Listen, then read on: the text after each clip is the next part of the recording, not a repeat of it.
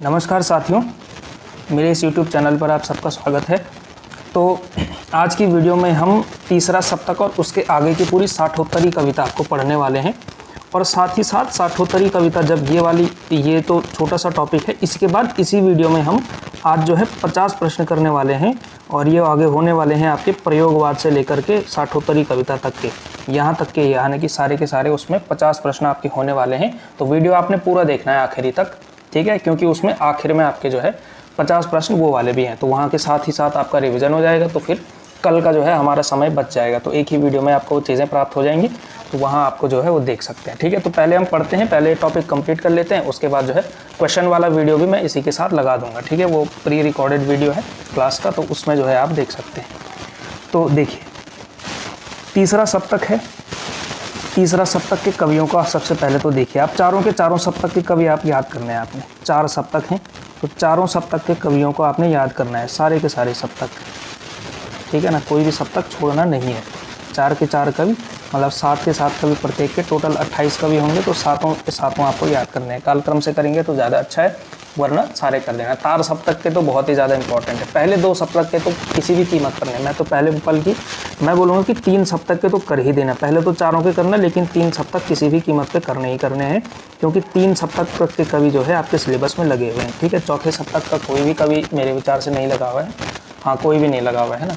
तो 3 सप्तक आपको कंप्लीट करने ही करने हैं, ठीक है। तो चलिए, तीसरा सप्तक 1959 में प्रकाशित हुआ, ठीक है। और यहीं से माना जाता है नई कविता का जो आंदोलन था वो भी समाप्त हुआ, और यहाँ से आगे की जो कविता है उसको साठोत्तरी कविता कहा जाता है। यहाँ से छोटे छोटे कविता के आंदोलन निकले हैं, ठीक है। अब कविता हो गया, नवगीत हो गया, गज़ल हो गया, इस तरह के छोटे छोटे आंदोलन यहाँ से निकलने शुरू हुए थे, ठीक। तो तीसरा सप्तक के कवियों में नाम देखेंगे। एक कवि आते हैं आपके विजयदेव नारायण शाही, कुंवर नारायण, कीर्ति चौधरी, सर्वेश्वर दयाल सक्सेना, मदन वात्स्यायन, प्रयाग नारायण त्रिपाठी और केदारनाथ सिंह, ठीक है। तो ये जो है 7 कवि आपके सिलेबस में, इसमें से कुछ आप इसमें से आपके सिलेबस में होंगे केदारनाथ सिंह, सर्वेश्वर दयाल सक्सेना और कुंवर नारायण, ठीक है। तो पहला आपका इसमें है वरिष्ठतम कवि इस सप्तक के कुंवर नारायण आपके सिलेबस के हिसाब से। तो प्रबंध काव्य हैं इनके, 2 प्रबंध काव्य हैं, एक है आत्मजयी और दूसरा है वाजश्रवा के बहाने। होना चाहिए, वजश्रवा शायद नहीं है, वाजश्रवा है या वजश्रवा है। चलिए, वजश्रवा ही लिखा हुआ है तो थोड़ा देख लेना, वाजश्रवा है या वजश्रवा है, ये थोड़ा टाइटल। लेकिन आत्मजयी और वजश्रवा के बहाने, ये 2 जो हैं इनके प्रबंध काव्य हैं। इसके अलावा मुक्तक काव्यों में देखिए कौन कौन से मुक्तक रचनाएं इनकी हैं।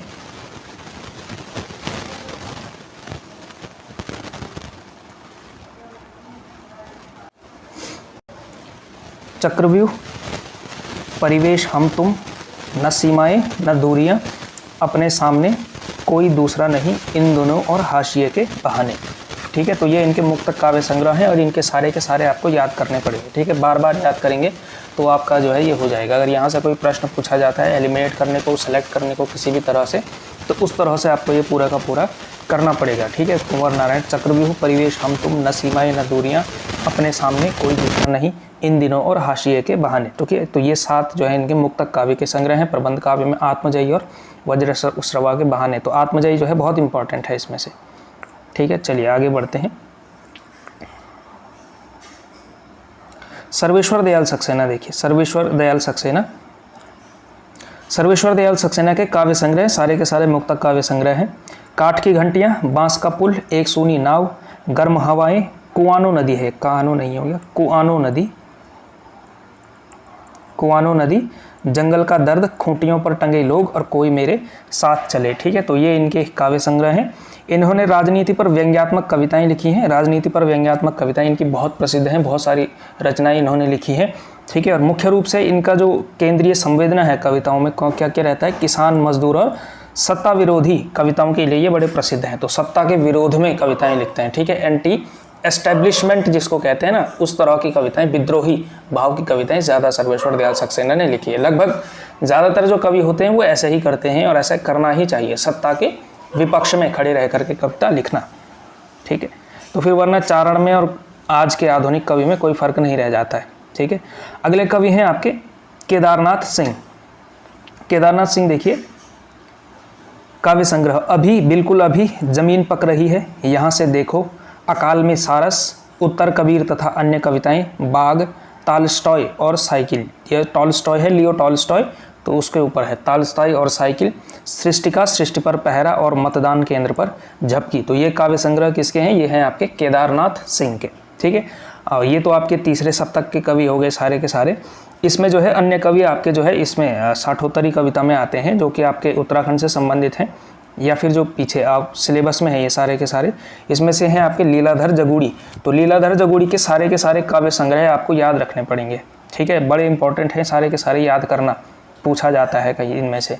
तो देखिए काव्य संग्रह, नाटक जारी है। इस यात्रा में शंखमुखी शिखरों पर बची हुई पृथ्वी, घबराए हुए शब्द, भय भी शक्ति देता है, अनुभव के आकाश में चांद, खबर का मुंह विज्ञापन से ढका है, महाकाव्य के बिना और ईश्वर की अध्यक्षता में। ठीक है, तो ये 10 काव्य संग्रह आपको लीलाधर जगूड़ी के देखने हैं। मंगलेश डबराल, देखिए मंगलेश डबराल के काव्य संग्रह, पहाड़ पर लालटेन, घर का रास्ता, आवाज़ भी एक जगह है, हम जो देखते हैं, मुझे दिखा एक मनुष्य और नए युग में शत्रु। ठीक है, तो ये है मंगलेश डबराल के सारे काव्य संग्रह। पहाड़ पर लालटेन कविता को भी थोड़ा सा देख लीजिएगा, पहाड़ पर लालटेन कविता को थोड़ा पढ़ लेना, क्या पता पंक्ति वहाँ से कुछ ना कुछ पूछ ली जाए, तो वो थोड़ा सा देख लेना आप लोग। ठीक है, मंगलेश डबराल। अगले कवि आते हैं आपके अशोक वाजपेयी, ये भी सिलेबस में है। अशोक वाजपेयी समकालीन हिंदी कविता के बड़े प्रसिद्ध कवि हैं। ठीक है, तो अभी भी लिख रहे हैं। ठीक है, अभी भी वर्तमान है और अच्छा लिख रहे हैं। लीलाधर जगूड़ी भी अभी भी जो है वर्तमान है, लिख रहे हैं। ठीक, अशोक वाजपेयी, शहर अब भी संभावना है, एक पतंग आनंद में तत्पुरुष, कहीं नहीं वही, बहुरी अकेला, थोड़ी सी जगह है, घास में दुबका आकाश, आवन्यो, तिनका तिनका, और समय के पास समय है। ठीक है, तो ये जो है इनकी प्रमुख काव्य संग्रह है। शहर अब भी संभावना है, बड़ी महत्वपूर्ण है, ये पूछी भी जा सकती है। वीरेन डंगवाल का देखिए 3 काव्य संग्रह हैं। इस दुनिया में दुष्चक्र में सृष्टा और स्याही ताल होना चाहिए था, ये लाल नहीं, स्याही ताल। ठीक है, स्याही ताल, तो ये जो है 3 जो है इनके काव्य संग्रह हैं वीरेन डंगवाल के। ठीक है, चौथे सप्तक के कवि भी थोड़ा सा देख लीजिए। ठीक है, वैसे तो ये उतने इसमें से कोई भी आपके सिलेबस में नहीं है, लेकिन याद आपको नाम सारे के सारे रखने चाहिए। अवधेश कुमार, राजकुमार कुंभज, स्वदेश भारती, नंद किशोर आचार्य, सुमन राजे, श्री राम शर्मा और राजेंद्र किशोर। ठीक है, तो ये 7 कवि आपके चौथा सप्तक के कवि हैं। ठीक है, अगर मुझे कभी टाइम मिलेगा तो किसी शॉर्ट्स के माध्यम से मैं चारों सप्तक के कवियों को कैसे याद रखना है इसकी ट्रिक मैं बना लूँगा। ठीक है, और जो ये ऊपर कवि हैं इनके काव्य संग्रहों के ट्रिक आपको अपने स्तर पे बनानी चाहिए थी अभी तक वैसे। ठीक है, क्योंकि मेरे पास उतना समय नहीं है कि मैं बैठ करके इसकी ट्रिक बना सकूं, लेकिन क्योंकि तैयारी आपको करनी है, परीक्षा आपको देनी है, मुझे नहीं देनी है ये परीक्षा, तो जो है आपको अपनी तैयारी थोड़ा बहुत खुद करनी चाहिए थी। ठीक है, क्योंकि ये तो केवल रिविज़न की क्लास है, तो एक एक झांकी में जो है आपको सारे की सारी चीज़ें दोबारा रिकैप करवाई जा रही हैं। तो ये सारे के सारे काव्य संग्रह देख लीजिएगा, चौथे सप्तक के कवि देख लीजिएगा, तो इस तरह से जो है आपका ये सारा का सारा सिलेबस इसका कंप्लीट होता है। तो ये है आपका पूरा का पूरा काव्य का सिलेबस, कविता का सिलेबस। ठीक है, और इसके बाद जो मैं वीडियो इसके साथ लगा रहा हूँ इसी में अटैच करके, वो वीडियो होगा आपका कौन सा वाला, 50 क्वेश्चन हम इसमें करने वाले हैं, 50 प्रश्न होंगे इसमें। तो बिना कोई समय गंवाए हुए वो वीडियो मैं इसके सामने अटैच करता हूँ। और तब तक आप जो है इसमें जो है चैनल को अगर सब्सक्राइब नहीं किया है तो चैनल को सब्सक्राइब करना है, वीडियो को लाइक करना है। ठीक है, और ज़्यादा से ज़्यादा लोगों के बीच इस वीडियो को शेयर करना है।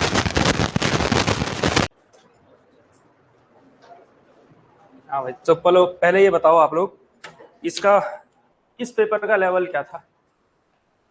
ठीक था, मॉडरेट, मीडियम रेंज है ना, 10 में से 6-7 के आसपास है ना, डिफिकल्टी वाइज।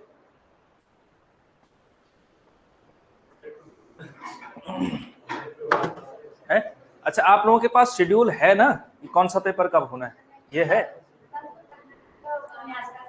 हाँ नहीं, कल होगा वो, नहीं तो वो पहले का नहीं हुआ है ना, ये भी तो देखो, पीछे का एक दिन एक लेट पीछे चल रहा है। वो कारण क्या था, 13 तारीख को पहले शेड्यूल था कि पहले आदिकाल का होगा, लेकिन पहले वो हो गया, फुल सिलेबस का पेपर रख दिया, वो डेमो दे दिया, उसके बाद एक लेट डेट हुई, इस वजह से आगे चला गया। तो अब जो अगला जो मंडे को टेस्ट है, मंडे को जो टेस्ट है उसका बता देता हूँ, उसमें उपन्यास और कहानी का टेस्ट है।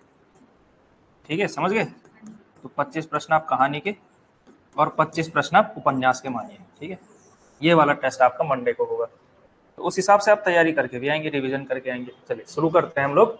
तो बताना है इसमें कौन सा ऐसा सप्तक था जिसमें एक भी कवियत्री शामिल नहीं थी, तो वो तार सप्तक था, है ना। तार सप्तक के कवियों का नाम बताइए एक एक करके।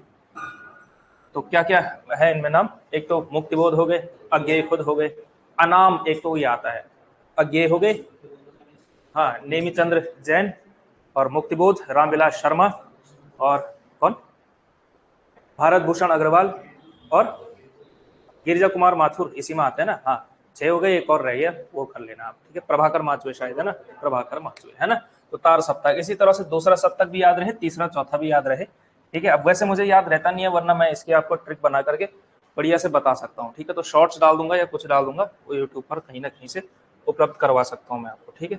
अगर मैं तुमको ललाती सांझ के नब की अकेली तारिका अब नहीं कहता, ये पंक्तियां किसकी है, ये पंक्तियां किसकी है, यहां तक किसकी है, ये अज्ञेय की। कौन सी कविता है ये, है कौन सी कविता है, ये कलगी बाजरे की कविता है, ठीक है। जहां वो कहते हैं कि अब क्या करना है हमें, कि जो उपमान है वो मैले हो गए हैं, ठीक है। ये कविता, इस पंक्तियां इस तरह से आती है कि अगर मैं तुमको ललाती सांझ के नभ की अकेली तारिका अब नहीं कहता, तो नहीं कारण कि मेरा हृदय उथला या कि मैला है, बल्कि ये उपमान मैले हो गए हैं, देवता इन प्रतीकों के कर गए हैं कूच। कि अब क्या हो गया कि ये जो उपमान दिए जाते थे सारे के सारे, ये सारे ललाती सांझ के नभ की अकेली तारिका, या इसमें एक लंबी कवि और भी कुछ पंक्तियां बीच में आती है, टिब की कुछ इस तरह से कुछ और पंक्तियां हैं। ये सारे उपमान मैं इसलिए नहीं दे रहा हूं क्योंकि ये सारे उपमान क्या हो गए हैं, पुराने हो गए हैं। और यहां से आप प्रयोगवाद को कनेक्ट कर सकते हैं। प्रयोगवाद क्या कहता है, नवीन राहों का अन्वेषण करना है, नया प्रयोग करना है, नए प्रतीक, नए बिंब, इस तरह से कविता में शिल्प जो है नवीनता लानी है। तो इसीलिए वो कहते हैं कि जो पुराने उपमान है वो मैले हो चुके हैं। तो कलगी बाजरे की आप क्या है, यहां से भी देख सकते हैं कि नवी नई राहों का अन्वेषण का कहीं ना कहीं से आग्रह आपको दिखाई देता है इन पंक्तियों में, ठीक है। याद रहना चाहिए। अज्ञेय की सारी महत्वपूर्ण पंक्तियां कुछ कुछ याद रहे, नदी के द्वीप का याद रहे, असाध्य वीणा की पंक्तियां याद रहे जो कि उनकी प्रबंधात्मक लंबी कविता है। इसके अलावा ये याद रहे कलगी बाजरे की। इसके अलावा एक दो पंक्तियां, एक है सांप वाली कविता है कि सांप तुम सभ्य तो हुए नहीं और तुम्हें शहर में बसना भी नहीं आया, तो फिर तुमने डसना कहाँ सीखा। इस भाव की पंक्तियां, एग्जैक्टली पंक्तियां वो नहीं है लेकिन इस भाव की पंक्तियां। तो 4-5 कविताएं अज्ञेय की आपको अच्छे से करके आनी है। अज्ञेय पर शॉर्ट शॉर्ट सवाल पूछा जाता है। ये प्रीवियस ईयर क्वेश्चन है। अज्ञेय की नदी के द्वीप, द्वीप है सॉरी, नदी के द्वीप कविता में नदी और द्वीप क्रमशः प्रतीक हैं। किस किस के प्रतीक हैं, समाज और व्यक्ति के, है ना। तो समाज प्रतीक, समाज का प्रतीक कौन है इसमें, नदी है। और व्यक्ति का प्रतीक कौन है, द्वीप है। और द्वीप किसका, नदी का द्वीप, है ना। हम नदी के द्वीप हैं। हम नहीं कहते कि हमको छोड़कर स्रोतस्विनी बह जाए, है ना। हम नहीं कहते कि हमको छोड़कर स्रोतस्विनी बह जाए। और फिर वो कहते हैं कि बल्कि वह हमें आकार देती है, कि नदी क्या करती है, हमें आकार देती है। उसी तरह से समाज भी हमें आकार देता है। देखिए, जिस तरह से द्वीप का अस्तित्व के लिए जरूरी है नदी, अगर नदी ना हो तो द्वीप ही कैसा होगा, द्वीप होगा ही नहीं, है ना। और इसी तरह से व्यक्ति के लिए भी जरूरी है क्या, समाज का होना। लेकिन हम उसमें कहते हैं ना, किंतु हम बहते नहीं हैं, क्योंकि बहना रेत होना है। यदि हम बहेंगे तो रहेंगे, हम बहेंगे तो रहेंगे ही नहीं। तो वो कहते हैं कि हमें समाज में पूरी तरह से तिरोहित नहीं हो जाना है। जिस तरह से अगर द्वीप पूरी तरह से नदी में बह जाएगा तो द्वीप रहेगा ही नहीं। तो इसी तरह से ये भी कहते हैं कि जो है, जिस तरह से व्यक्ति और समाज का संबंध नदी के द्वीप की तरह होना चाहिए, कि नदी के साथ उसका अस्तित्व जुड़ा हुआ हो, उससे वो हमें आकार देती है ना। समाज हमें आकार देता है, उसी तरह से नदी भी द्वीप को आकार देती है, उसे सींचती है। लेकिन अंत में क्या होना चाहिए, उसमें बहना नहीं चाहिए द्वीप को, है ना। नहीं तो फिर द्वीप अस्तित्वहीन हो जाएगा उसी तरह से। तो यहाँ पे एक तरह से पक्ष आपको किसका दिखाई देता है, व्यक्ति का। व्यक्ति को महत्व दिया है किसने, प्रयोगवादियों ने कहीं या अज्ञेय ने कहीं, ठीक है। व्यक्ति और समाज की डिबेट हमेशा से बहुत बड़ी डिबेट रही है। हमने आपको बताया है, जैसे प्रगतिवाद क्या मानता है, व्यक्ति और समाज में वो समाज को महत्ता देता है, समाज को महत्वपूर्ण मानता है। और ये व्यक्तिवादी क्या है, प्रयोगवाद कहीं, छायावाद कहीं, ये सारे जो आंदोलन चले या फिर अस्तित्ववादी जो दर्शन था, वो व्यक्ति को ज्यादा महत्व देता है। कि समाज और व्यक्ति के बीच डिबेट में कौन ज्यादा महत्वपूर्ण है, व्यक्ति ज्यादा महत्वपूर्ण है, इंडिविजुअल ज्यादा महत्वपूर्ण है। और इस विचारधारा को इंडिविजुअलिज्म कहा जाता है, व्यक्तिवाद कहा जाता है, ठीक है। तार सप्तक का प्रकाशन काल 1943 ईस्वी, ठीक है। दूसरे सप्तक का 1951। तीसरा, तीसरा होना चाहिए 1959। और चौथा, चौथा 1979, ठीक है। तो ये चारों सप्तक के कवि आप याद रहे, प्रकाशन वर्ष याद रहे, और चारों के संपादक एक ही व्यक्ति है, उनका नाम है अज्ञेय आपके, ठीक है ना। प्रपद्यवाद किसका पर्याय है, ये एक महत्वपूर्ण आंदोलन चला था, इसके बारे में भी बताया गया था आपको। अरे भाई साहब, ये क्या हो गया है, एक मिनट है, एक मिनट।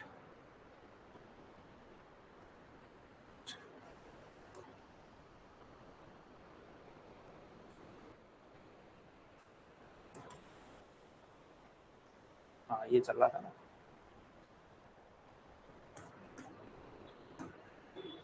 हाँ तो वो याद रहे तो ठीक रहेगा। हाँ, प्रपद्यवाद जो है किसका पर्याय है? नकेनवाद। प्रपद्यवाद कहें या नकेनवाद कहें, ये एक महत्वपूर्ण आंदोलन चला था, ठीक है। प्रपद्यवाद और नकेनवाद। देखिए 1943 से प्रयोगवाद एक आंदोलन चला था। प्रयोगवाद 1943 में चला। अज्ञेय की एक तरह से प्रतिनिधि कवि उसमें अज्ञेय थे, एक मुख्य भूमिका में अज्ञेय थे। तो अज्ञेय की नेतृत्व में ये आंदोलन चल रहा था।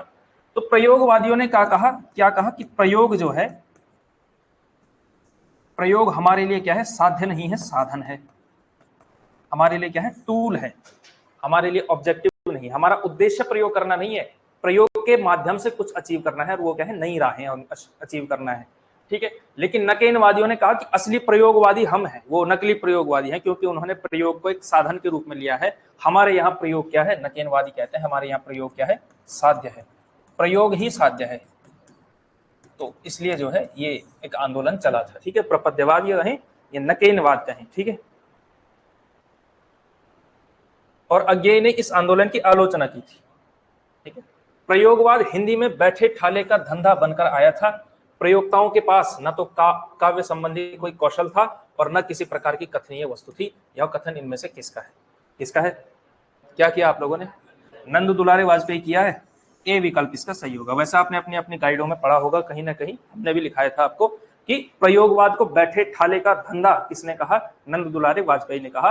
और वो वाक्य आपके सामने दिया हुआ है, नहीं? उन्होंने कहा कि ये प्रयोगवादियों के पास न तो काव्य का कोई कौशल था और न कोई नई प्रकार की कथनीय वस्तु थी, बस केवल क्या है? बैठे ठाले का धंधा है, मतलब बैठे बैठे बिठाई कोई कविता है, बिना मेहनत वाली कविता प्रयोगवादियों ने लिखी है। ये मानना था किनका? नंद दुलारे वाजपेयी का, ठीक है। हाँ, असाध्य वीणा अज्ञेय की किस कविता संग्रह में है? ये आप लोगों ने वैसे ये करवा रखा है आप लोगों को, ठीक है, मतलब जिनके पास कोर्स है उनका। आंगन के पार द्वार में संकलित है, ये महत्वपूर्ण है।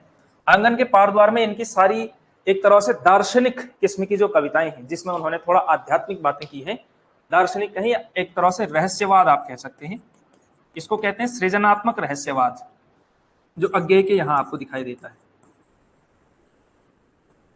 सृजनात्मक रहस्यवाद, ठीक है। तो सृजनात्मक रहस्यवाद की सारी कविताएं इनके कहाँ मिलती हैं?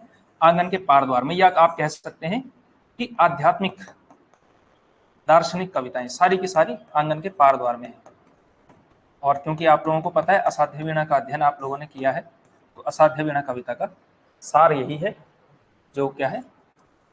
एक तरह से आस्था की, अनास्था के संकट के ऊपर आस्था की स्थापना करती है, कि जो है अनास्था का संकट जो था उस समय का सबसे बड़ा संकट है। तो उन्होंने क्या कहा? उन्होंने कहा कि असाध्य वीणा के माध्यम से उन्होंने फिर से आस्था को कहीं ना कहीं से दोबारा स्थापित करने की कोशिश की है।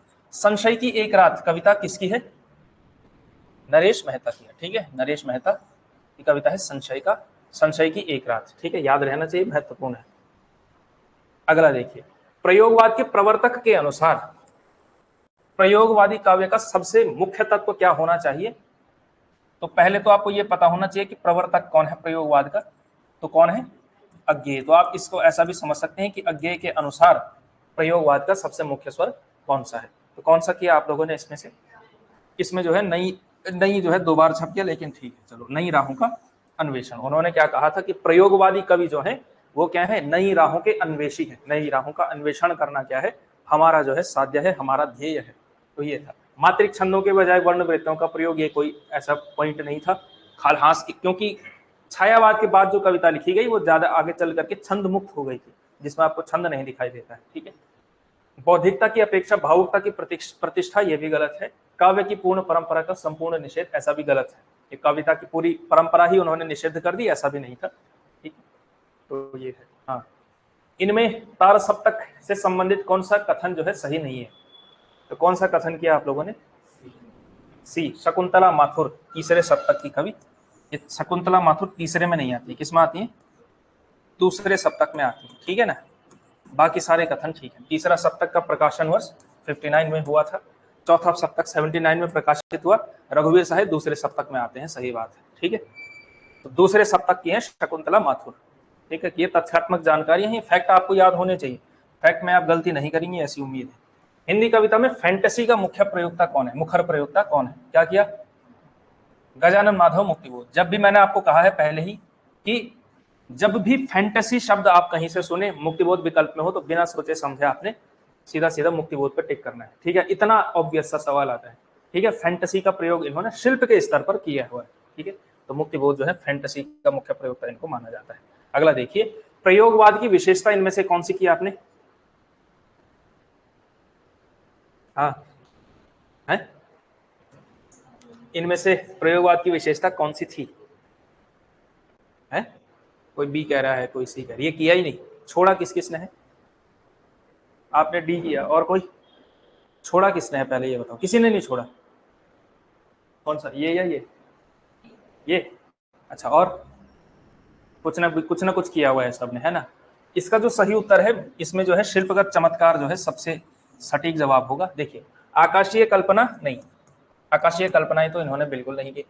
देखो, सबसे गलत जवाब है बी, ठीक है। इन्होंने राजनीतिक विचारधारा का समावेश तो बिल्कुल नहीं मिलता है आपको प्रयोगवाद में। इन्होंने सबसे पहले तो पॉलिटिकल आइडियोलॉजीज को सबसे पहले खारिज किया, है ना। जब प्रगतिवाद आया, देखिए प्रयोगवाद की जो शुरुआत है 1943 में है। 1943 का समय जो था अपने आप में बड़ा रोचक था, खास करके वो जो दशक था उस समय पे चल रहा था सेकेंड वर्ल्ड वॉर। अब द्वितीय विश्व युद्ध, आप समझे कि एक विचारधारा चलती है आपकी साम्यवाद की या कम्युनिज्म की, साम्यवाद की, है ना। एक विचारधारा है पूंजीवाद जो इसके विरोध में खड़ी होती है। आप लोग जानते हैं साम्यवाद का सबसे बड़ा जो वो है ये यूएसएसआर था उस समय पे, आज का रशिया कह लीजिए, है ना। और पूंजीवाद का सबसे बड़ा क्या था? यूएसए था। अब आप रोचक बात देखिए, वर्ल्ड वॉर से पहले ये दोनों विचारधाराएं एक दूसरे के एकदम खून के प्यासे बने हुए होते थे कि एकदम लड़ने मारने पर उतारू हो जाते थे कि पूंजीवाद ज्यादा अच्छी व्यवस्था है, कोई कहता था साम्यवाद ज्यादा अच्छी व्यवस्था है। तो ये दोनों विचारधाराएं एक तरह से राजनीतिक विचारधाराएं जो थी एक दूसरे के विरोध में खड़ी रहती थी और बड़ा खुल करके विरोध करते थे एक दूसरे का, ठीक है। सेकेंड वर्ल्ड वॉर का अगर इतिहास आप लोगों को पता हो तो बड़ी रोचक बात है कि रशिया ने, ब्रिटेन जो कि खुद एक पूंजीवाद का समर्थक देश था, है ना, ब्रिटेन, रशिया, फ्रांस, ये सब मिलकर के किसके खिलाफ लड़ रहे हैं? जर्मनी के खिलाफ लड़ रहे हैं। और उसमें साथ किसने दिया है? यूएसएसआर ने मिलकर के, यूएसए बाद में जो है कूद पड़ा है। इसका मतलब यूएसएसआर और यूएसए जो है एक साथ आ गए हैं अब युद्ध लड़ने के लिए, दोनों एक साथ आ गए, एक ही पार्टी में आ गए, जो एक दूसरे का इतना विरोध कर रहे थे। दोनों एकदम विपरीत ध्रुव के वो है, विचारधारा के स्तर पर देखेंगे, राजनीतिक रूप से देखेंगे तो आज भी दोनों विरोधी है ना। रशिया वर्सेस यूएस की ही पूरी जंग है, तो वो है। अब यूएसएसआर और ये दोनों एक साथ आ गए, तो इससे क्या हुआ, और भी बहुत सारे कारण हुए। मैं मतलब एक घटना के एक उसका पक्ष दिखा रहा हूं कि कैसे ये राजनीतिक विचारधाराएं सब ध्वस्त होती हुई थी। अब जिसका मतलब जिसकी आस्था रही होगी साम्यवाद में, वो पूंजीवाद का विरोध कर रहा है घर पे बैठ के एकदम, मतलब सबको, है ना, गालियां दे रहा है यूएसए को, और यहाँ पे बैठा हुआ भी एकदम साम्यवादियों को गाली दे रहा है कि कम्युनिस्ट तो ऐसे हैं वैसे हैं, मार्क्स को गालियां दे रहा है।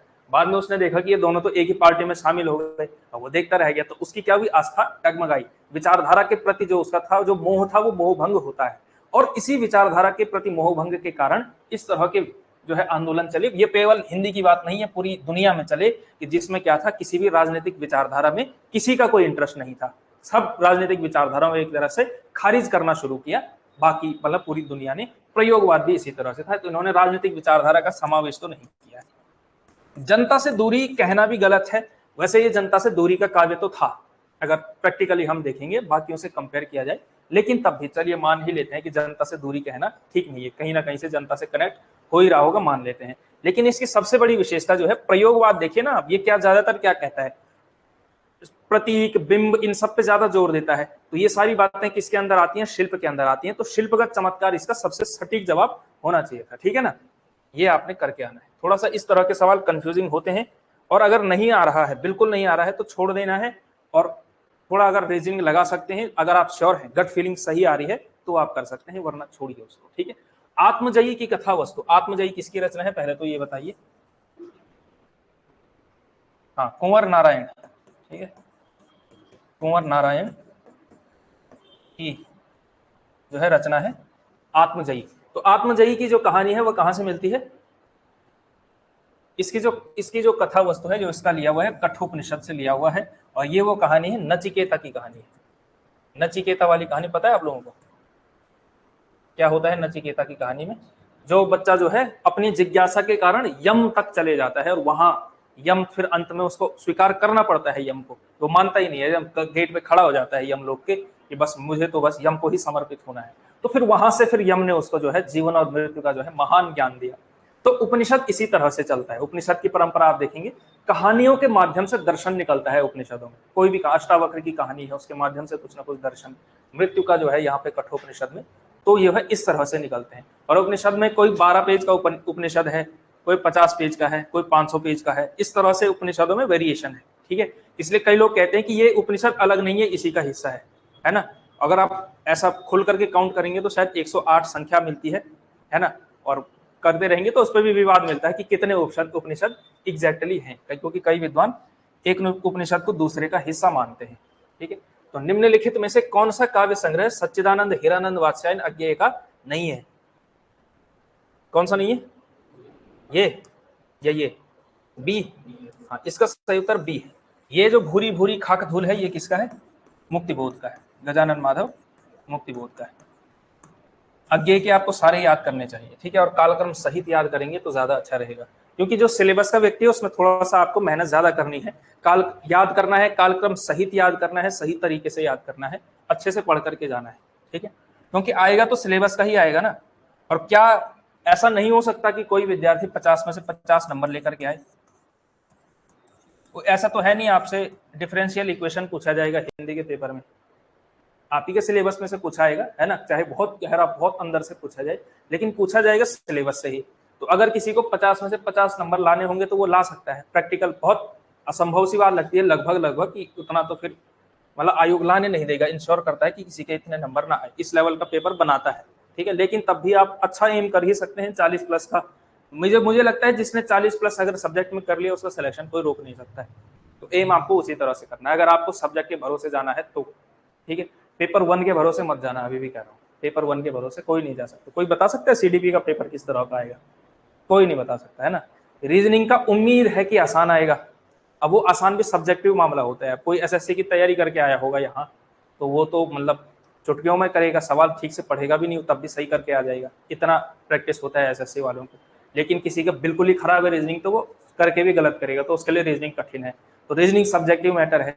इसके अलावा जो जीके वाला हिस्सा है वो 10 नंबर में इतना बड़ा सिलेबस है कि क्या कहा जाए उसके बारे में। लेकिन तब भी आप उम्मीद करिए कि बहुत कठिन प्रकार के नहीं पूछेंगे। एक आध करंट अफेयर कठिन हो सकता है अगर कोई बिल्कुल ना पढ़ता हो करंट अफेयर, वरना वो भी अचीवेबल हो सकता है। लेकिन सीडीपी का जो सेक्शन है उसमें आपको भरोसा नहीं है कि किस पूरी तरह से तथ्यात्मक आएगा या कॉन्सेप्चुअल आएगा, दोनों मिला के आएगा, कैसा आएगा। लेकिन तब भी आप उम्मीद करेंगे कि मॉडरेट लेवल का भी माने अगर, तो सब्जेक्ट में आपके पास श्योरिटी है। ठीक है, और मुझे लगता है कि खासकर जो ह्यूमैनिटीज वाले सब्जेक्ट हैं, ह्यूमैनिटीज वालों के लिए अक्सर मैं कह रहा हूँ, आर्ट्स वाले जितने भी हैं, आप लोगों के लिए सबसे की चीज होने वाली है, की बैटल आपकी यहाँ है, इसमें सब्जेक्ट में ही होने वाली है। ठीक है, पेपर 1 अलग से चलेगा, लेकिन सब्जेक्ट में जो अच्छा करेगा उसी का सिलेक्शन होगा। ठीक है, क्योंकि साइंस वालों का फिर थोड़ा अलग भी चल सकता है। मैथ्स में हो सकता है किसी का फिजिक्स कमजोर हो, लेकिन वो पेपर 1 में अच्छा कर जाए, तो वो होता है, वेरिएशन आ जाता है। लेकिन ह्यूमैनिटीज में सब्जेक्ट बहुत मैटर करने वाला है। नकेनवाद नामक साहित्यिक आंदोलन के अग्रणी कौन कौन है? नकेनवाद, ठीक है, आप इसमें एलिमिनेट भी कर, कौन कौन से बताओ भाई इसमें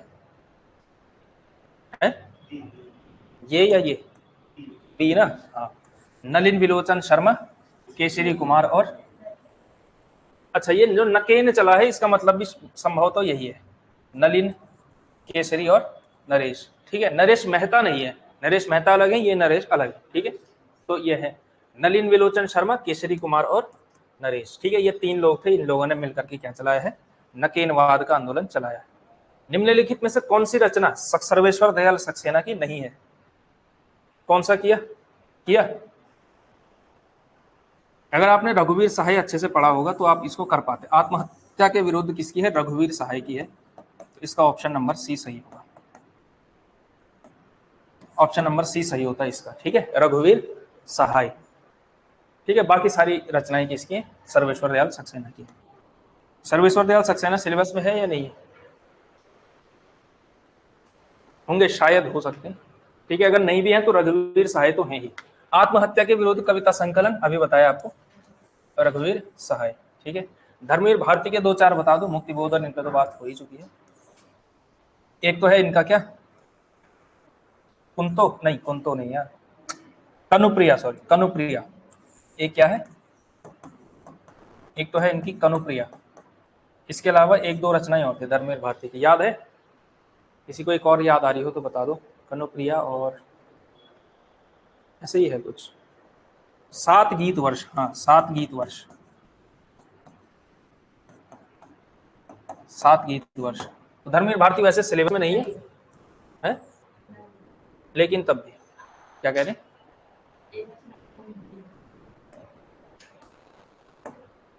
नई कविता नाम का प्रचार किस रचनाकार ने किया था?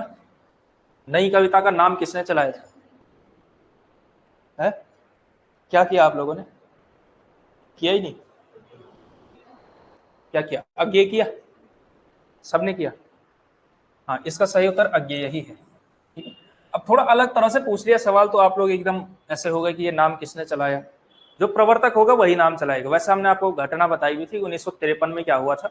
एक रेडियो जो आकाशवाणी है उसमें अज्ञेय का एक इंटरव्यू आया था, तो उस इंटरव्यू में उन्होंने नई कविता शब्द पहली बार बोला था। उसके बाद 1954 में नई कविता नाम से एक वो भी निकला था, पत्र भी निकला था। तो वो शायद जगदीश गुप्त के उसमें निकला था या चतुर्वेदी है? नहीं, माथुर के नहीं, भूल गया हूं मैं। लेकिन नई कविता जो पत्र निकाला था 1954 में निकाला था, और किसने निकाला था मैं भूल गया हूँ जरा सा। अगला क्वेश्चन भी यही है, नई कविता पत्रिका का प्रकाशन हुआ था 1954 में, ये प्रकाशित हुई थी। और जगदीश गुप्त तो उधर आते हैं ना, जगदीश गुप्त या जगदीश चतुर्वेदी, क्योंकि जगदीश चतुर्वेदी शायद अकविता के हैं, तो फिर ये जगदीश गुप्त हो सकते हैं। लाल लिख लो, लेकिन थोड़ा सा इसमें आप संशय रखेंगे जरूर, ठीक है? ये गलत भी हो सकता है, थोड़ा सा इसमें देख लेना आप लोग। 1954 में प्रकाशित हुआ था नई कविता पत्रिका। नई कविता की अवधारणा से संबंधित कविता के नए प्रतिमान, किसकी किताब है? कविता के नए प्रतिमान, नामवर सिंह, है ना? नामवर सिंह का है कविता के नए प्रतिमान। और नई कविता के प्रतिमान, नई कविता के प्रतिमान लक्ष्मीकांत वर्मा, ठीक है? नई कविता के प्रतिमान है लक्ष्मीकांत वर्मा।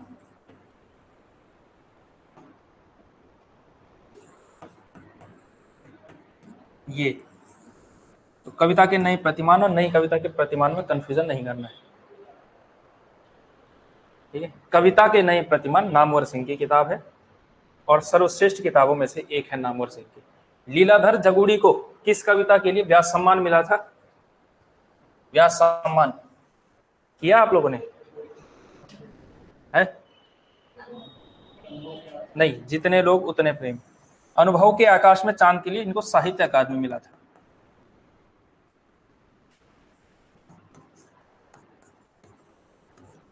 साहित्य अकादमी मिला था, ठीक है? जितने लोग उतने प्रेम, ये इनका ये था जिसमें इनको व्यास सम्मान मिला 2018 का,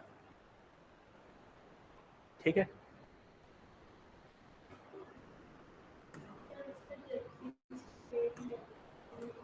क्या हो गया? चतुर्वेदी है? चतुर्वेदी है भाई, वो लिखाया होगा मैंने कभी क्लास में, जगदीश चतुर्वेदी, ठीक है? तो इसको मैं करेक्शन कर लो, जगदीश चतुर्वेदी इसका सही उत्तर है। ये हो गया, ये भी हो गया, ये भी हो गया। अगला, निम्नलिखित में कौन सी रचना मंगलेश डबराल की है? पहाड़ पर लालटेन, ये भी प्रीवियस ईयर क्वेश्चन है, ठीक है? मतलब इसी से सिमिलर कुछ क्वेश्चन रहा होगा शायद, लेकिन ये पूछा गया था मंगलेश डबराल का पिछली बार। नरेश मेहता की संशय की एक रात, किसके मन का संशय है? राम के मन का संशय, ठीक है? संशय की एक रात। खबर का मुंह विज्ञापन से ढका है, ये किसकी है? ये लीलाधर जगुड़ी की है, ठीक है? खबर का मुंह विज्ञापन से ढका है, इसलिए कह रहा हूं एक वीरेंद्र डंगवाल, लीलाधर जगुड़ी और मंगलेश डबराल, ये आप लोगों के लिए बहुत महत्वपूर्ण कवि है, ठीक है? हो सके तो थोड़ा बहुत एक दो पंक्तियां भी देख लीजिएगा जो आपको थोड़ा सा मिल जाए, है ना? वो भी थोड़ा तैयारी करके चलिएगा। धूमिल की रचनाएं कौन कौन सी हैं? कौन सा किया आपने? देखो ये तो मुक्तिबोध की है भाई, है ना? महाप्रस्थान, और ये शायद कुंवर नारायण की है जहां तक मुझे याद आता है। शहर अब भी संभावना है, ये किसकी है? शहर अब भी संभावना, आई थिंक ये कौन वाजपेयी, अशोक वाजपेयी, अशोक वाजपेयी, हाँ हो सकता है अशोक वाजपेयी या वीरेंद्र डंगवाल में से किसी एक की है शायद ये, है ना। लेकिन संसद से सड़क तक और कल सुनना मुझे, ये धूमिल की रचना है। ये दो कविता संग्रह है इसकी। धूमिल, धूमिल का जो असली नाम था वो था सुदामा पांडे, सुदामा पांडे। अच्छा, कोई कोई जानता है राहुल सांकृत्यायन का नाम क्या था असली? अब आप लोग चौंक गए कि राहुल सांकृत्यायन, कि राहुल सांकृत्यायन असली नाम नहीं था क्या? राहुल सांकृत्यायन ये जो ये था, इनका नाम था केदार पांडे, ठीक है। कई जगहों पर केदारनाथ पांडे भी मिलता है, लेकिन इनकी एक बड़ी शानदार जीवनी लिखी है आजकल एक बड़े समकालीन है अशोक कुमार पांडे, एक साहित्यकार है, तो बहुत शानदार, उनका अपना चैनल भी है द क्रेडिबल हिस्ट्री नाम से, ठीक है। तो वो उसमें तो उन्होंने एक जीवनी लिखी है राहुल सांग, उन्होंने केदार पांडे नाम लिखा हुआ है, ठीक है, इसलिए मैं भी केदार पांडे ही लिखूंगा। क्यों जबरदस्ती केदारनाथ पांडे किया जाए, है ना। जब जीवनीकार ने वो लिखा है तो हम भी वही लिखेंगे। हिंदी गजल विधा का प्रवर्तक किसको मानते हैं आप?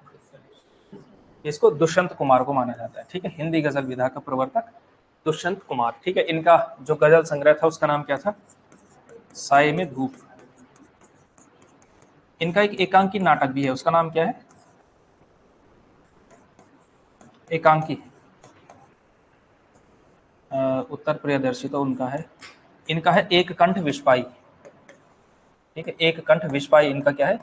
एक एकांकी भी है, नहीं एकांकी नहीं, सॉरी, गीति नाट्य, गलत लिख दिया, गीति नाट्य, ठीक है, गीति नाट्य है एक कंठ विस्पाई।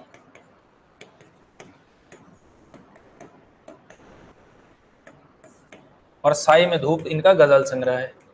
साई में धूप आपके एनसीईआरटी में भी लगा हुआ था, अब तो एनसीईआरटी से नहीं पूछा जाएगा, एनसीईआरटी अब आपके सिलेबस से हट गया है, लेकिन तब भी थोड़ा एनसीईआरटी देख लेना हल्का फुल्का, है ना, क्या पता कुछ वहां से आ जाए। बस तो नहीं आएगा क्योंकि अब सिलेबस आपके पास है ना, स्पेसिफिक सिलेबस दिया हुआ है, तो वो सब।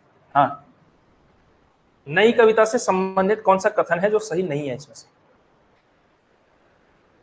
है कौन सा किया? नई कविता विवेक और विवेचन सम्मत आधुनिक वैज्ञानिक दृष्टिकोण का समर्थन करती है। यह वर्जनाओं और कुंठाओं की अपेक्षा मुक्त यथार्थ की पक्षधर है।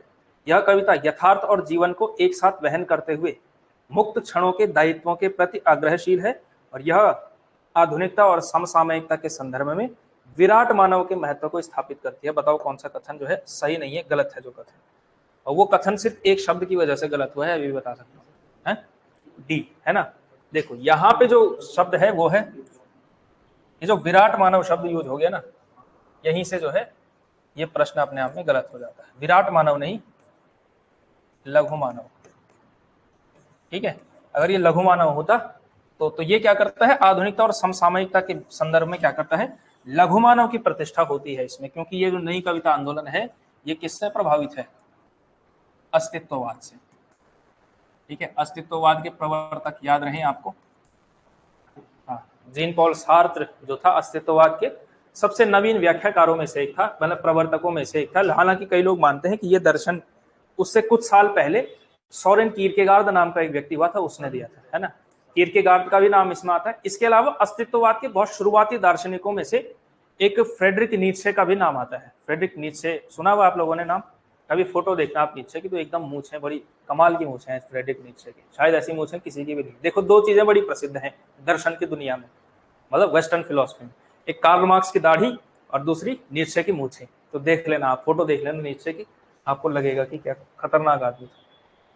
और नीत्शे जो है अपने, उसकी जब मृत्यु हुई वो बड़ी मिजरेबल स्टेट में जाकर के हुई।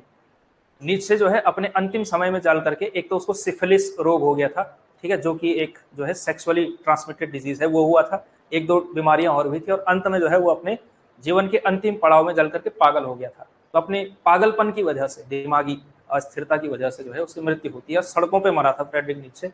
आज उसके दर्शन पे इतनी चर्चा है, इतना विवादित और इतना ज्यादा पढ़ा गया, विवेचन किया हुआ दार्शनिक शायद दूसरा नहीं है। मार्क्स के बाद अगर कोई नंबर 2 पे सबसे ज्यादा जिसका आता है नाम, वो नीत्शे का आता है, ठीक है। बहुत विवादित आदमी था, महिलाओं के बारे में उसकी राय बहुत अच्छी नहीं थी, वो बहुत एकदम मिसोजिनिस्ट कहते हैं ना जिसको, एकदम स्त्रियों से घृणा के स्तर पे बात करता था, तो इस तरह की बातें करता था। हालांकि कुछ मामले में उसका एक शानदार दार्शनिक कई लोग मानते हैं, इस पक्ष को अगर छोड़ा जाए तो नीत्शे अपने आप में एक बड़ा रोचक व्यक्ति था। हाँ, कुछ कह रहे थे आप लोग? नहीं, ज्यादा पढ़ाई की वजह से नहीं हुआ उसका। एक तो उसका जो फिलॉसफी थी, उसकी जो थिंकिंग थी, उसकी जो विचारधारा थी, उसने उसको पागल बनाया, ठीक है, क्योंकि वो बहुत उस तरह का था। अब कैसे बताऊं आपको नीचे का, वो जो है किस तरह की बातें करता था। एक कथन उसका बहुत प्रसिद्ध चला, उसने कहा कि ईश्वर मर चुका है और तुम लोगों ने मिलकर के ईश्वर को मार दिया है। वो बड़ी कमाल की बात लगती है। मतलब वो, कई लोग ऐसा मानते हैं कि ईश्वर को नकार रहा है, कई लोग इसकी व्याख्या ऐसे करते हैं, लेकिन इसकी व्याख्या ऐसी है नहीं। उसने कहा कि ईसाइयों ने क्या कर दिया, ईश्वर का रूप इतना बिगाड़ दिया है चर्च ने कि ऐसा लगता है कि ईश्वर मर चुका है। ईश्वर की जो एसेंस, शुरुआत में ईश्वर की स्थापना क्यों की गई थी मनुष्यों के द्वारा, कि ईश्वर होता है ताकि जो है एक बेहतर दुनिया बन सके। लेकिन अब उसी ईश्वर के नाम पर जो है दुनिया खराब हो रही है, तो उस संदर्भ में उसने कहा था कि ईश्वर मर चुका है और तुम सब लोगों ने मिलकर के ईश्वर को मारा है। तो इस तरह की बातें करता था। उसके एक दो किताबें हैं, बियॉन्ड गुड एंड इविल है, वो अलग बातें करता है। इसके अलावा एक थस स्पोक ज़रथुस्ट्रा नाम से एक आती है, ज़रथुस्ट्र, जो कि एक पारसियों का शायद या ईरान का एक ईश्वर है, उसके संदर्भ में उसने बात कही है। कि वो फिर अंत में वो, मतलब क्या कहें, फिर वो तो अलग ही बात हो जाएगी, फिलोसफी की क्लास नहीं है ये तो है। मतलब नीचे था कुछ, इतना समझो बस। निम्नलिखित में से कौन सा सुमेलित नहीं है? हाँ, संसद से सड़क तक धूमिल की रचना है, नागार्जुन की रचना नहीं। बाकी सारे ठीक है। रामदास की हत्या, रघुवीर सहाय, कुआनो नदी, सर्वेश्वर दयाल सक्सेना, सतपुड़ा के जंगल, भवानी प्रसाद मिश्र। हिंदी के अकविता का प्रवर्तक किसे माना गया? अकविता का प्रवर्तक है जगदीश चतुर्वेदी। जगदीश चतुर्वेदी, यहां भी आ गया नाम। एक मिनट थोड़ा सा देख लेना आप लोग, यहां तो मुझे पता है अकविता में, लेकिन आप थोड़ा सा वो देख लेना कि पीछे क्या था। नाटक जारी है काव्य संग्रह किसका है? आपने श्रीकांत वर्मा किया, किसने और कुछ किया? लीलाधर जगुड़ी का, ठीक है, लीलाधर जगुड़ी का कविता संग्रह है क्या? नाटक जारी है, ठीक है, लीलाधर जगुड़ी। अगला देखिए, निम्नलिखित रचनाओं में से किस रचना के काव्य नायक राम है? तो किसके हैं? संशय की एक रात, ठीक है। रश्मिरथी का कर्ण। विष्णुप्रिया का नायक कहीं या नायिका? विष्णुप्रिया का नायिका तो विष्णुप्रिया खुद ही है, ठीक है, विष्णुप्रिया। और इसके जो आप नायक मानना चाहें तो मान लीजिए, वरना इंपॉर्टेंट कैरेक्टर चैतन्य महाप्रभु। और कनुप्रिया, कनुप्रिया राधा कृष्ण, ठीक है। इसमें राधा कृष्ण का नवीन स्वरूप आपको प्राप्त होता है। कनुप्रिया जो कि धर्मवीर भारती की है, इसमें नायक ही है। और संशय की एक रात में राम है। जगदीश गुप्त था ना? हाँ हाँ, जगदीश गुप्त था भाई पीछे वाला, तभी तो मैं कह रहा हूँ जगदीश चतुर्वेदी का नाम यहाँ आता है। जगदीश गुप्त था किसमें? नई कविता के प्रकाशक में जगदीश गुप्त का नाम लिखना है, और जगदीश चतुर्वेदी यहाँ आते हैं, ठीक है। अगला देखिए, नागार्जुन की रचना कौन सी नहीं है इसमें से? कौन सा किया? इसका सही उत्तर है फोर्थ, फूल नहीं रंग बोलते हैं। ये किसकी है? यह है केदारनाथ अग्रवाल की। केदारनाथ अग्रवाल जो कि ऐसे प्रगतिवादी कवि थे जिनका जो है नाम जो लिया जाता है वो प्रकृति चित्रण की दृष्टि से बड़ा महत्वपूर्ण नाम लिया जाता है। प्रगतिवादी कवियों में से एक ऐसे कवि थे जिनका प्रकृति चित्रण बड़ा मतलब चला है ना। बच्चन सिंह का इसमें एक कथन भी आता है, उन्होंने टिप्पणी की है अपने ग्रंथ में, हिंदी साहित्य का दूसरा इतिहास में, कि केदारनाथ अग्रवाल की अगर हम बात करें कविता चित्रण की दृष्टि से तो ऐसा लगता है ये छायावादोत्तर काल के सुमित्रानंदन पंत हैं, ठीक है। तो उन्होंने कहा छायावादोत्तर काल के सुमित्रानंदन पंत हैं कौन? केदारनाथ अग्रवाल। तो इस स्तर का इनका प्रकृति चित्रण था, क्योंकि प्रकृति चित्रण पे माना जाता है कि एकाधिकार आप मान सकते हैं सुमित्रानंदन पंत का। तो उसके बाद नंबर 2 पर किसका नाम? केदारनाथ अग्रवाल का। प्रगतिवाद साहित्य को सोद्देश्य मानता है, ठीक है। सोद्देश्यता का अर्थ क्या है? इसमें से क्या लिखा आपने, क्या किया? अब देखिए, इसमें से ना आप थोड़ा रीजनिंग भी लगा सकते, कौन सा सटीक लग रहा है। हल्का एक जो गट फीलिंग होती है, इसके द्वारा भी ये सवाल किया जा सकता है। आपने क्या किया इसमें से? किसी सिद्धांत की घोषणा करना नहीं, स्पष्ट रूप से यथार्थ का प्रचार करना, किसी राजनीतिक विचारधारा को पुष्ट करना, किसी विशेष अभिप्राय से, किसी विशेष दृष्टि से कला की क्या करना? रचना करना। सोद्देश्य यानी उद्देश्य सहित। तो किसी विशेष अभिप्राय से कुछ करना क्या होता है? सोद्देश्य होता है। तो ये जो है सही उत्तर इसका ऑप्शन नंबर डी होता, ठीक है। किसी विशेष अभिप्राय से रचना, इसकी जो है रचना करना। अगला देखिए, प्रमुख 3 प्रगतिवादी कवियों के नाम कौन कौन से हैं? इनमें से कौन सा किया आपने? दिनकर, नीरज बच्चन। दिनकर प्रगतिवाद में आते हैं लेकिन बच्चन नीरज नहीं आते हैं। सुभद्रा, महादेवी, आगे कोई भी नहीं, इसमें भी नहीं आते हैं। राम कुमार वर्मा नहीं आते हैं। तो डी जो है इसका सही उत्तर। अगर देखिए मुक्तिबोध को लेकर के एक चीज आप क्लियर रखिए, मुक्तिबोध कई जगहों पे आपको ऑप्शन के हिसाब से थोड़ा देखना पड़ेगा। मुक्तिबोध को आप प्रगतिवादी भी मान सकते हैं इस संदर्भ में, क्योंकि ये क्या थे? मार्क्सवादी तो थे ही, है ना, मार्क्सवादी कवि तो थे ही। हालांकि आप इनका पढ़ते प्रयोगवाद में है, जब तार सप्तक का प्रकाशन होता है वहां से मुक्तिबोध की भूमिका शुरू होती है, लेकिन मार्क्सवादी ये थे, तो कहीं ना कहीं से थोड़ा प्रगतिवाद से भी इनका लिंक बनता है। ठीक है, ये आपको ध्यान रखना है। प्रगतिशील लेखक संघ के प्रथम अधिवेशन में अध्यक्ष कौन बने थे? प्रेमचंद जो है अध्यक्ष बने थे इसके। ठीक है, प्रेमचंद की अध्यक्षता में उसके कुछ ही महीने बाद प्रेमचंद जी बीमार हुए और उनकी मृत्यु हो गई थी। उन्हें वैसे मतलब ऐसा लगता है कभी कभी कि पता नहीं था कि दरअसल प्रगतिवाद क्या है। उनको लगा कि प्रगतिशील वो था ना, प्रगतिशील लेखक संघ, उनको लगा कि लेखक है, लेखक को प्रगतिशील होना ही चाहिए। बाद में तो प्रगतिशील जो प्रगतिवाद जब नाम पड़ गया, प्रगतिवाद जो शब्द था, देखिए एक शब्द था प्रगतिशील, जो प्रगतिवाद जो शब्द पड़ा वो तो फिर आलोचना में नाम पड़ गया ना। और प्रगतिवाद, जो प्रगतिवादी कवि थे वो अपने आप को क्या कहलाना पसंद करते थे? प्रगतिशील। वो कहते थे हम प्रगतिशील हैं, प्रोग्रेसिव हैं। ठीक है, और जो बाकी लोग थे जो उनकी आलोचना करते थे वो कहते नहीं, तुम प्रगतिशील नहीं हो, तुम प्रगतिवादी हो। ठीक है, क्योंकि इन्होंने क्या किया था अंत में चल करके, ये इतना मतलब इन्होंने प्रगतिशील जो ये जो विचारधारा चली थी, इस प्रकार की कविता क्या थी, पूरी की पूरी क्या चल रही, मार्क्सवाद में बना दिया था इसको, धारा को। पूरी की पूरी धारा जो है मार्क्सवाद में समेट दी थी इन्होंने, है ना।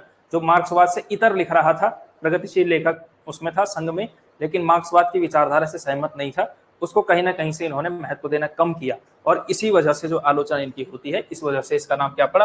प्रगतिशील नहीं पड़ा, प्रगतिवाद पड़ा। ठीक है, तो हाँ ये हो गया ना प्रेमचंद। तो प्रेमचंद के बारे में मैं कह रहा था, प्रेमचंद को भी लगा होगा कि प्रगतिशील है तो सबको होना ही चाहिए, उनको नहीं पता था कि बाद में चल करके ये इस तरह का आंदोलन बन जाएगा। प्रगतिवादी काव्य किसकी सृष्टि है?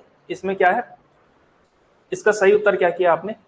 इसका जो सबसे सटीक जवाब है वो बी है, वर्ग चेतना प्रधान। वर्ग चेतना आप शब्द सुनेंगे तो सीधा सीधा मार्क्सवाद आपको ध्यान आना चाहिए।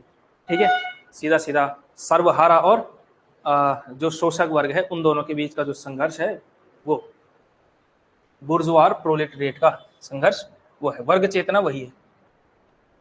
निम्नलिखित प्रवृत्तियों में से प्रगतिवाद की प्रवृत्ति कौन सी नहीं है? इसमें से क्या किया? जन सामान्य के प्रति लोक मंगल की कामना प्रगतिवाद की प्रवृत्ति नहीं है। हाँ, और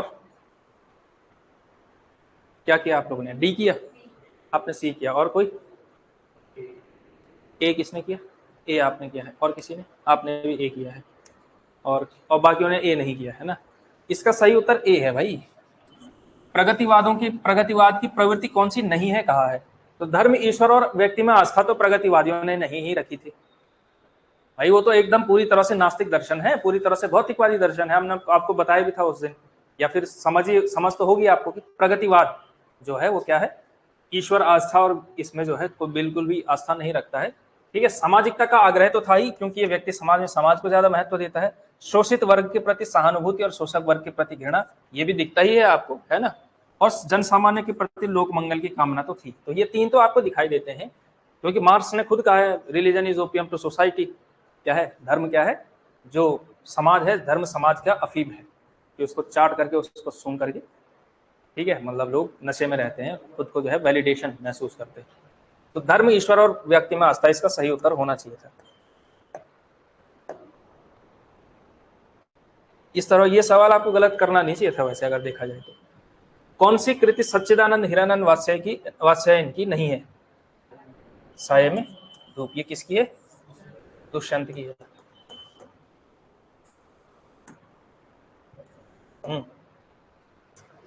ये किसने किया है? नहीं, काव्य रचना के बारे में कौन सा कथन सही नहीं है? कौन सा नहीं है सही? अपनी काव्य यात्रा प्रारंभ की, तार सप्तक द्वारा इनकी नई काव्य यात्रा प्रारंभ होती है? इसका जो सही उत्तर है वो डी है। संवेदना क्या करती है, उनकी बौद्धिकता को नियंत्रित रखती है। उन्होंने छायावादी नहीं, हाँ ठीक तो है, हर शतक द्वारा इनकी नई काव्य यात्रा, ये जो है इनका जो है ये डी है, संवेदना उनकी बौद्धिकता को नियंत्रित नहीं कर पाती है, ये गलत, ये सही है। देखो कभी कभी अज्ञेय की कविताओं पर सबसे ज्यादा जो आरोप लगता है वो अति बौद्धिकता का लगता है। किस चीज का लगता है? अति बौद्धिकता का। अति बौद्धिकता समझ रहे हैं, कुछ ज्यादा ही दर्शन घुसा देते हैं। आम आदमी के कवि नहीं है अज्ञेय, ठीक है, समझ रहे हैं, आम आदमी के बस के कवि नहीं है। अति बौद्धिकता का आरोप अज्ञेय पर लगता है, तो डी इसका सही उत्तर होगा। संवेदनाएं उनकी सर्वत्र बौद्धिकता को नियंत्रित रखती है, संवेदनाएं नियंत्रित नहीं रख पाती हैं बौद्धिकता को, ठीक है। ये एक समस्या थी अज्ञेय के साथ, समस्या कहें या इनकी विशेषता कहें। प्रपद्यवादी कवि कौन सा नहीं है इनमें से? प्रपद्यवाद कहें, नकेनवाद कहें, तो गिरिजा कुमार माथुर जो है वो आपके प्रपद्यवादी या नकेनवादी नहीं है। बाकी तो न, के और न, ये तो आ ही गए। गिरिजा कुमार माथुर। प्रयोगवाद, बैठे ठाले का धंधा, क्वेश्चन एक तरह से रिपीट ही हुआ है, नंद दुलारे वाजपेयी। हाँ, अज्ञेय का काव्य रचनाओं का प्रकाशन क्रम क्या किया, कर पाए? ये आप मान सकते हैं ये टफ क्वेश्चन हो गया है ना, तो आपको थोड़ा कालक्रम सही जरूर याद कर देना है, कुछ ना कुछ। कम से कम आप जो है आंगन के पार द्वार के आस के से इस क्वेश्चन को किया जा सकता था, हालांकि इसमें भी थोड़ा सा दिक्कत है। फिर ए और डी, देखिए इनका सबसे अंतिम कविता संग्रहों में से आंगन के पार द्वार ये बहुत बाद की रचनाएं हैं, ठीक है। इसका सही उत्तर ए है। बाबरा अहेरी, इंद्रधनुष रौंदे हुए, ये अरिओ करुणा प्रभामय और आंगन के पार द्वार, ठीक है। आंगन के पार द्वार ये लगभग 1960 के बाद छपा था, इतना लेट छपा था, ठीक है। और ये बहुत मतलब ये 40s 50s की रचनाएं है, ठीक है। तो कालक्रम सहित थोड़ा सा याद कर लेना भाई अज्ञेय का, किसी का भी, हर किसी का। और क्योंकि अज्ञेय की रचनाओं की संख्या बहुत ज्यादा है तो भी आपको थोड़ा कठिन लग सकता है, लेकिन याद करना पड़ेगा, ठीक है। अगर क्वेश्चन आ गया गलती से तो आपको उसमें आना चाहिए। प्रयोगवाद का जन्म छायावाद और किसकी रूढ़ियों की प्रतिक्रिया में हुआ था? प्रगतिवाद की, है ना।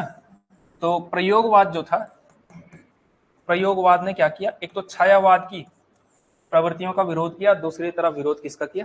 प्रगतिवाद का किया है, ठीक है। इन्होंने कहा कि जो छायावाद का जो रोमांटिसिज्म वाला जो भाव है ना, रोमानियत का भाव है कविता के प्रति या किसी भी चीज, प्रेम के प्रति या कविता के प्रति ज्यादातर, वो गलत है, ठीक है। और दूसरा जो प्रगतिवादियों ने क्या कर दिया, एकदम पूरी तरह से क्या कर दिया, एक तरह से रचना या कविता को अपनी विचारधारा के लिए नारे की तरह इस्तेमाल करने लगे हैं, ये भी गलत है। तो छायावाद के रोमानी, अति रोमानी जो रवैया था उसका विरोध किया, और प्रगतिवाद की अति राजनीतिक जो विचारधारा थी, या एक तरह से उन्होंने शिल्प को जो महत्व एकदम खत्म कर दिया था, ठीक है। प्रगतिवादी शिल्प रहने दो, बस लिखो गए, है ना, तो वो जो बात थी उसका विरोध किया था। तो इन दोनों की प्रतिक्रिया में एक तरह से ये आंदोलन उपजा था, कौन सा? प्रयोगवाद का, ठीक है। स्वाधीन भारत का इस्पाती दस्तावेज किसकी कविताएं कही जाती हैं? क्या किया है? स्वाधीन भारत का इस्पाती दस्तावेज मुक्तिबोध की कविताओं को कहा जाता है, ठीक है। ये थोड़ा फैक्चुअल हो गया है, या तो आता है या तो नहीं आता है, ठीक है। लेकिन स्वाधीन भारत का इस्पाती दस्तावेज किसकी कविताएं मानी जाती हैं? मुक्तिबोध की मानी जाती है। पौराणिक चरित्र नचिकेता के माध्यम से अभी क्वेश्चन हुआ था ये, ठीक है। ये कौन सी है? आत्मजयी, ठीक है। अंधा युग, एक जो कि एक गीति नाट्य है, किसका? धर्मवीर भारती का। इसमें क्या है? महाभारत का जो अंतिम मतलब 18वां दिन है, शांति पर्व जहां से शुरू होता है, अंधा युग जो है वहां से शुरू होता है, ठीक है। जहां से अभी आपका अरे विलन कौन है उसमें? दुर्योधन। क्या हो रहा है आज मतलब क्लास में भी अंतस को 3 बार अयोगवाह लिखा गया और 15-20 मिनट तक चमकता रहा वो बिना किसी दिक्कत।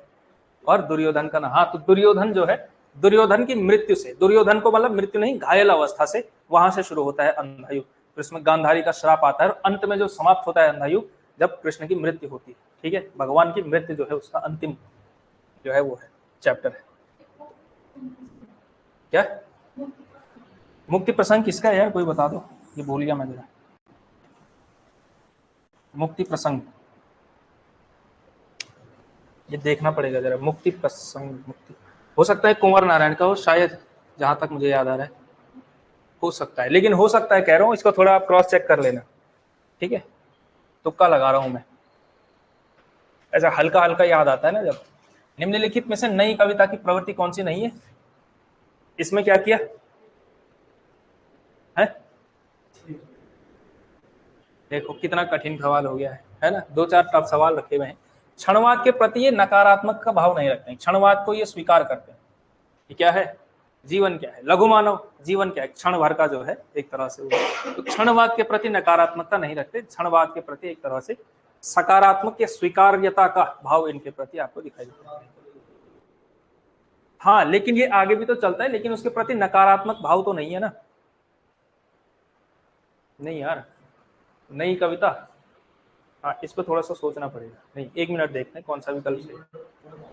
जीवन मूल्यों के प्रति स्वीकारात्मक दृष्टि, जीवन को संपूर्ण स्वीकार करके उसे भोगने की लालसा। बाकी सब तो ठीक ही लग रहे हैं, क्योंकि नई कविता थोड़ा पॉजिटिव नोट की कविता है। क्षणवाद के प्रति नकारात्मकता ही होना चाहिए मेरे हिसाब से, तो दोनों इनमें से एक। क्षणवाद के प्रति नकारात्मकता नई कविता के प्रकार की जो है प्रवृत्ति नहीं है। क्षणवाद आपको ज्यादातर वैसे सबसे ज्यादा प्रयोगवाद में दिखाई पड़ेगा, लेकिन ऐसा नहीं होगा कि नई कविता में आगे चल करके मतलब उसके प्रति एकदम नकारात्मक भाव ही आ जाए। क्षणवाद आपको वहां भी दिखाई पड़ता है। ठीक है, संसद से सड़क तक, सुदामा पांडे है ना, धूमिल। कौन सा सुमेलित नहीं है इनमें से? कौन सा किया?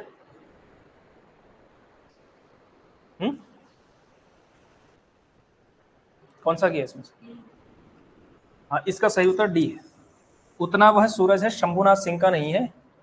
ये किसका है अभी मुझे याद तो था। उतना वह सूरज है, अशोक वाजपेयी का भी नहीं है। ये ऐसे व्यक्ति का है जो आपके सिलेबस में नहीं है। उतना वह सूरज है, लेकिन इसका उत्तर डी। तो आप इस क्वेश्चन को यहां से कर भी सकते। भवानी प्रसाद मिश्र हैं सिलेबस में, है कि नहीं? होंगे शायद। धूमिल नहीं है, लेकिन कल सुनना मुझे आपको याद होगा ही होगा। 7 गीत वर्ष धर्मवीर भारती। उतना वह सूरज है, ये शंभुराज सिंह का नहीं है। ये किसका है ये मुझे ध्यान अभी आ नहीं रहा, वरना बता दूंगा मैं आपको। नई कविता किसके द्वारा दिया गया नाम है? नई कविता अज्ञेय ने नाम दिया ना। ये तो 2-3 बार आया है घुमा फिरा के क्वेश्चन। और कौन सी विशेषता नई कविता की नहीं है? मार्क्सवादी दर्शन जो है ये नहीं है। मार्क्सवादी दर्शन, मार्क्सवाद का तो विरोध है ना। क्षणवादिता भी दिखती ही है, बौद्धिकता भी है ही, और इससे वैयक्तिकता भी है ही, लेकिन मार्क्सवादी दर्शन नहीं। वो सवाल क्या है, प्रवृत्ति कौन सी नहीं है, और वो है क्षणवाद के प्रति नकारात्मकता। तो नकारात्मकता से एक नेगेटिव से दूसरे नेगेटिव पर का काट लो, यानी कि क्षणवाद के प्रति एक तरह से स्वीकारात्मक भाव दिखाई देता है नई कविता में। ठीक है, तो ये है भाई। कितने क्वेश्चन हुए? 50। तो अब आपने बताने हैं 50 में से कितने अंक आप लोग अर्जित कर पा रहे हैं। ठीक है, इसका मूल्यांकन आपने करना है।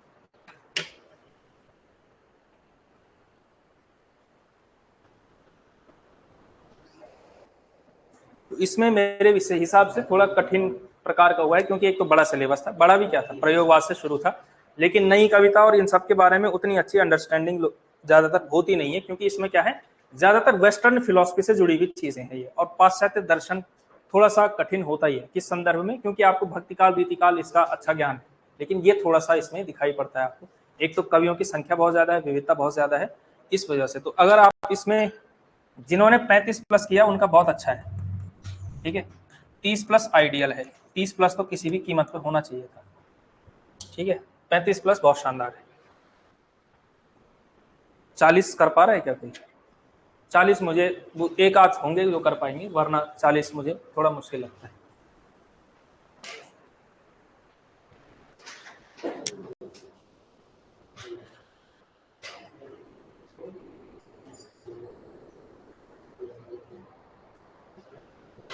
हाँ, भारत भूषण अग्रवाल का है शायद, जहां तक मुझे याद आ रहा है। जो वो था कौशक का था वो